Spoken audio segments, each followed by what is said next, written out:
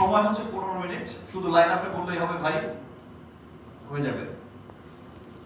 সে line আপটা বলেছে এবং আমি যেখানে বেরিয়ে যাওয়ার কথা সেখানে আমি বলছি যে আমি আসছি, তারপরে কি বলো?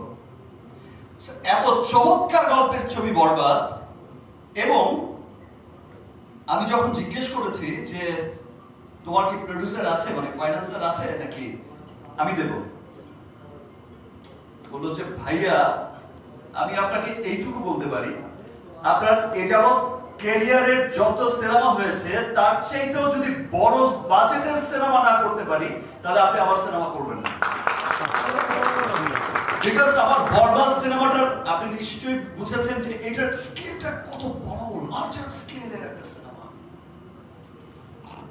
আমার বিশ্বাস যে আজকে আমি বিগত যত সিনেমাই করেছি সব তুফানে উড়িয়ে দিয়েছি, আগামীতে তছনছ হবে, বাট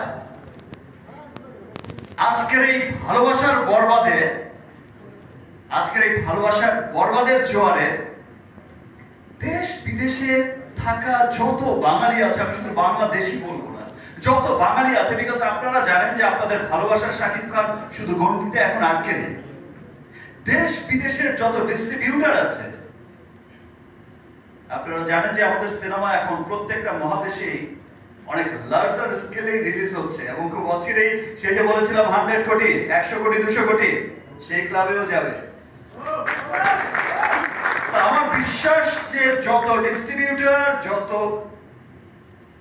বাঙালি লুকিয়ে আছে পুরো পৃথিবীতে ছড়িয়ে, প্রত্যেকটা বাঙালি দেখার জন্য আগ্রহ অপেক্ষা করছে এবং প্রত্যেকে ভালোবাসবে যে ওয়াও এটাই আমাদের সিনেমা, দেখো সিনেমা কত দূরে গিয়েছে। শুধু মুখে মুখেই নয়, কাজে কর্মে এই সিনেমাটা কত দূরে গিয়েছে।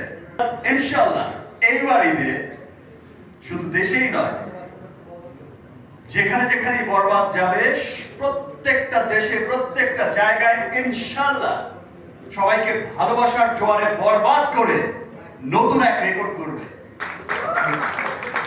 Thank you.